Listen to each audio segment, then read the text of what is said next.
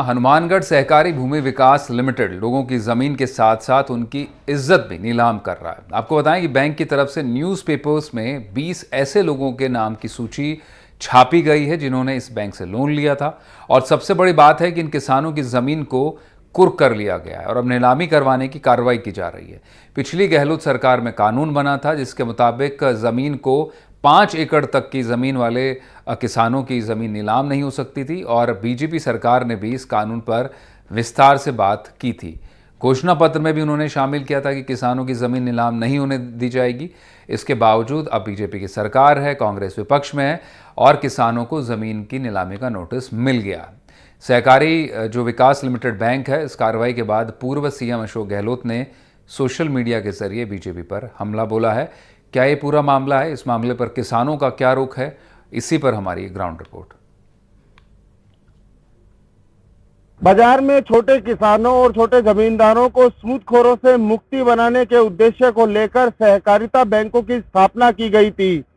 ताजा मामले की बात करें तो जिन उद्देश्य को लेकर सहकारिता बैंकों की स्थापना की गई थी, उन बैंकों का जो मूल उद्देश्य था उससे दूर दूर का वास्ता नजर नहीं आ रहा। हनुमानगढ़ में सहकारिता बैंक के द्वारा 20 लोगों की जमीनें कुर्क करने की सूचना प्रकाशित होने के बाद में जहां सूचना राज्य सरकार तक पहुंची, वहीं पूर्व मुख्यमंत्री अशोक गहलोत ने भी इसको लेकर अपना कड़ा विरोध दर्ज करवाते हुए अभी की जो वर्तमान भाजपा सरकार है उसको घेरा। इसी को लेकर मेरे साथ इसी 20 लोगों की सूची में शामिल एक व्यापारी, एक छोटे जो जमीन के मालिक है वो मौजूद है। इन्होंने 2016 के अंदर 12 लाख रुपए का लोन इस सहकारिता बैंक से लिया था, जो अब बैंक ने बढ़ाकर लगभग 23 लाख रुपए कर दिया है। मेरे साथ मौजूद है सोम प्रकाश जी, आप इस सूची में शामिल हैं 9 नंबर पे। क्या ये पूरा प्रकरण है? सर, 2016 में मैंने अपने मकान पे 12 लाख रुपए का लोन लिया था। तो कुछ मेरे पिताजी बीमार हो गए, कुछ मेरी बच्ची है सर 9 साल की, वो डायबिटीज की शिकार हो गई, जिसका जयपुर से ट्रीटमेंट चल रहा है। मेरे काम धंधे बिल्कुल बंद हो गए और कोई मेरे पास कोई प्रॉपर्टी नहीं थी, कोई मेरे बाजार में दुकान नहीं है, जिसके कारण मैं वो लोन नहीं भर सका। मैंने बड़ी मुश्किल से 1 लाख रुपये भरा भी, लेकिन ये बैंक दबाव देता रहा। बैंक ने बाजार में कोई पर्चे भी डाले गए, छुपा कर मेरे पिताजी की फोटो, मेरी फोटो उस पर डाली गई। बाजार में अनाउंस भी किया, तो मैंने सर को फोन भी किया, सचिव साहब को। मैं कहा सर, आपने ये नहीं करना था, मेरा मकान को आप ताला लगा देते, कुड़ कर देते, कुछ भी कर देते, लेकिन इतनी बेइज्जती नहीं करनी थी जो देखने योग्य ना हो दीवारों में, क्योंकि हर गली में इन्होंने पर्चे बांटे गए, पर्चे फेंके गए। मेरे पिताजी 4 साल से घर नहीं निकले जब तक ये कांड का पता लगा। तो अभी पीछे नवंबर में एक्सपायर हो गए।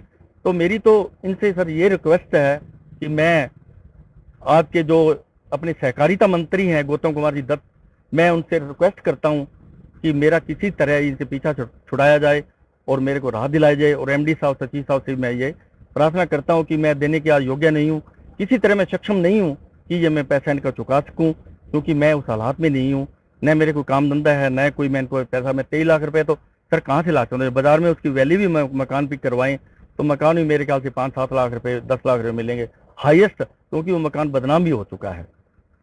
सोम प्रकाश जी, जिस तरह से सहकारिता बैंकों की स्थापना के पीछे उद्देश्य था आम लोगों को सूदखोरों से मुक्ति दिलवाना, लेकिन जिस तरह से आप बता रहे हैं कि आपने 2016 के अंदर आपने 12 लाख रुपए का लोन लिया था, जिसकी अभी वैल्यूएशन 23 लाख रुपए होगी, जिसकी एवज के अंदर आपकी सामाजिक प्रतिष्ठा को भी ठेस पहुंचाई गई, सूचियां चस्पा की गई, आपकी फोटो को लेकर आपने अभी बताया कि पोस्टर भी चस्पा। क्या कुछ पूरी घटना और सामाजिक प्रतिष्ठा को कितना आघात पहुंचा? सर, सामाजिक प्रतिष्ठा को तो बहुत आघात लगा है, क्योंकि हम रावसर में शुरू से रहते थे। मेरे को इस बात का नहीं पता, मेरे पास फोन आया कि रावसर में अब बाजार में आप कहाँ पे हो, मेरे को कहने लगे कि मैं तो मेरे घर आया था, मैं किराए पे रहता हूँ इस टाइम। वो बोले यार बाजार में आपके रामदेव जी मंदिर के आगे अनाउंस करवा रहे हैं आपके पापा के नाम का और आपके नाम का और पूरे गली में पर्चे फेंके गए। मैं कहा नहीं यार, ये हो नहीं सकता, क्या आप देखो बाजार में आकर। मैं सर बाजार गया, मैं उस दिन के बाद आप बिलीव नहीं करोगे कि मैं 1 महीने तक बाजार नहीं जा सका, और मेरे फादर 4 साल तक बाजार नहीं गए। जब इनको इस घटना का पता लगा तो वो इस परिस्थिति में चले गए कि लास्ट में उनको वो मौत ही उनकी हुई। अभी पीछे नवंबर में वो एक्सपायर हो गए हैं, क्योंकि उनको इतना बड़ा झटका लगा। उन्होंने मेरे को बहुत बार बोला था कि ये चक्कर मारते हैं बैंक वाले, इनको ये मकान दे दे, भी अपने पास कुछ है नहीं तो अपने कहाँ से ये अफोर्ड करेंगे, कहाँ से इतना पैसा देंगे। ये बोला ये एक भूमि विकास बैंक ऐसा है कि ये समझौता नहीं कर सकता, जितना पैसा है ये लेगा। मैं सर लेगा कैसे, ये मेरे को तो प्रॉपर्टी पे लोन दिया था, तो मेरी शक्ल देख के तो लोन दिया नहीं। मेरी जो प्रॉपर्टी थी तो उस वैल्यूएशन उसकी तो निकाली होगी जब इन्होंने लोन दे दिया।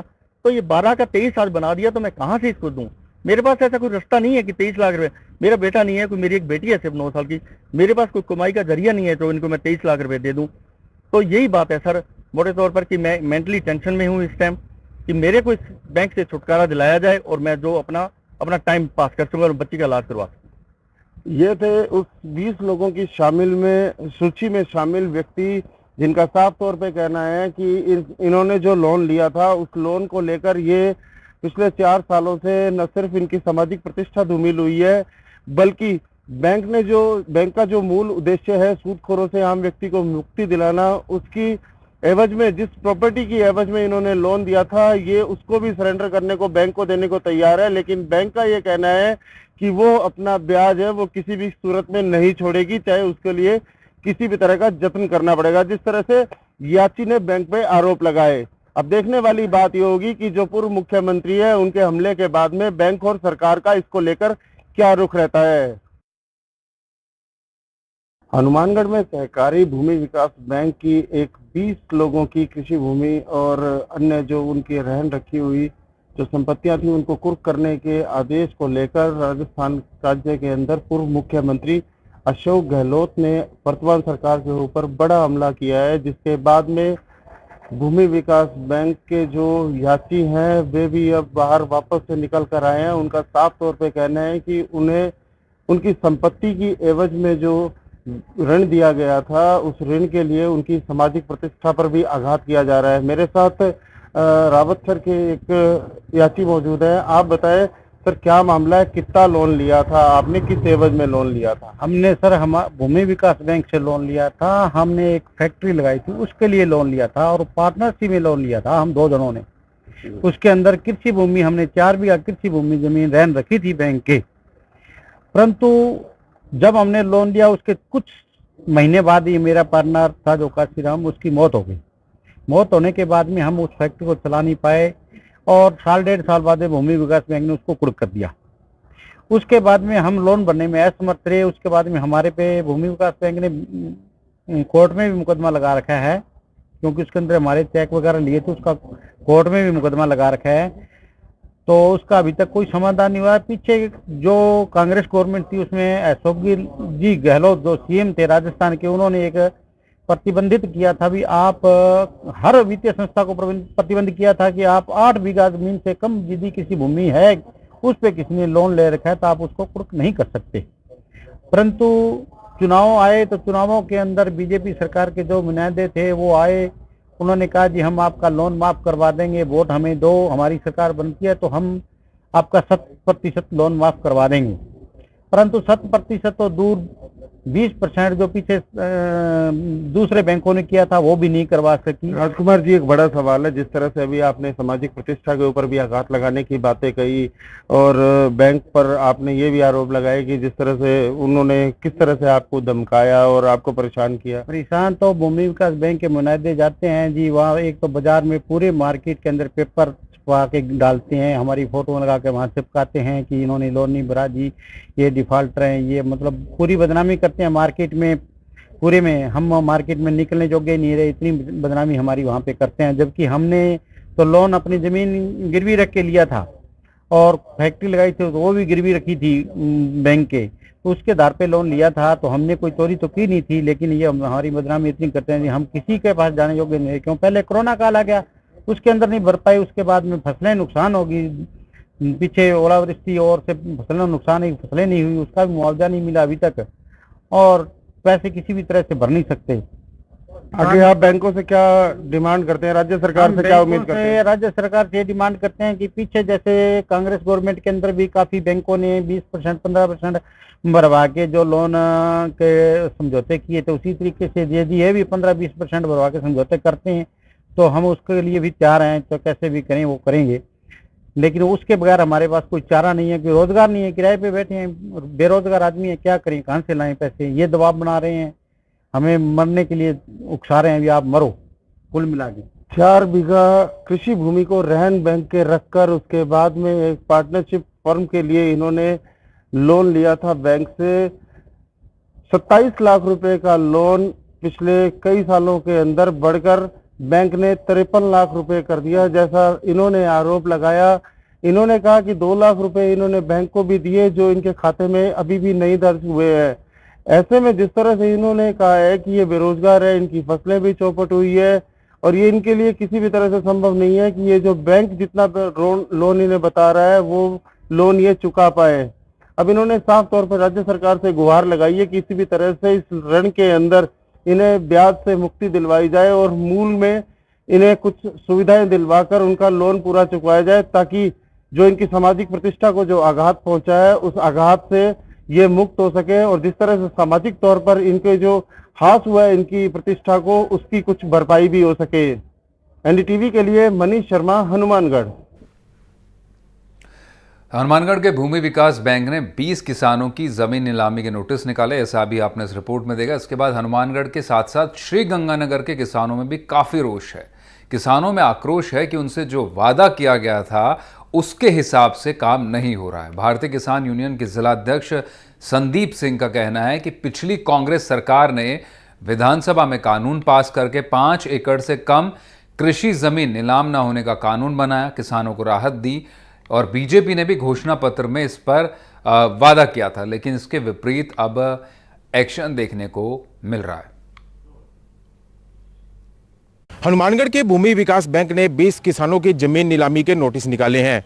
ये नोटिस निकालने के बाद श्री गंगानगर और हनुमानगढ़ जिलों के किसानों में काफ़ी रोष देखा जा रहा है। किसानों का कहना है कि उनकी फसलें नहीं हो पा रही, लिहाजा वे जो बैंक का कर्जा है वो नहीं चुका पा रहे और ऊपर से जो बैंक है उनकी ज़मीनों की नीलामी के नोटिस निकाले जा रहे हैं। हमारे साथ मौजूद हैं भारतीय किसान यूनियन के कुछ पदाधिकारी, जिलाध्यक्ष संदीप सिंह जी, इनसे बात करेंगे।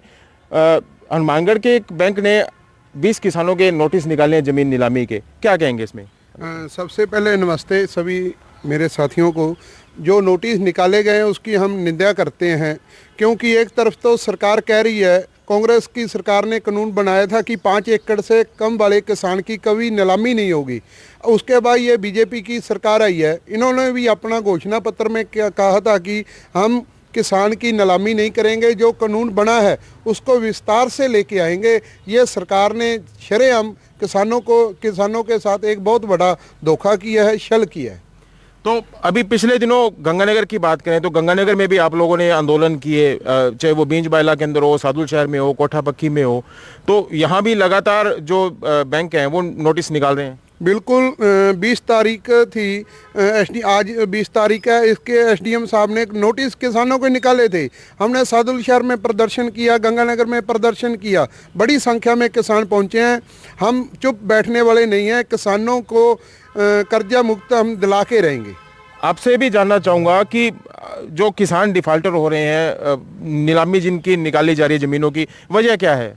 सबसे पहले कुलदीप जी का ही धन्यवाद जो हमारी किसानों की बार बार आवाज़ उठाते हैं। वजह ये 4 साल हो गए हमारी नहर की बंदी आ रही है। बंदी के कारण सोने की फसल, हमारी नरमे की फसल 4 साल से चौपट हो रही है।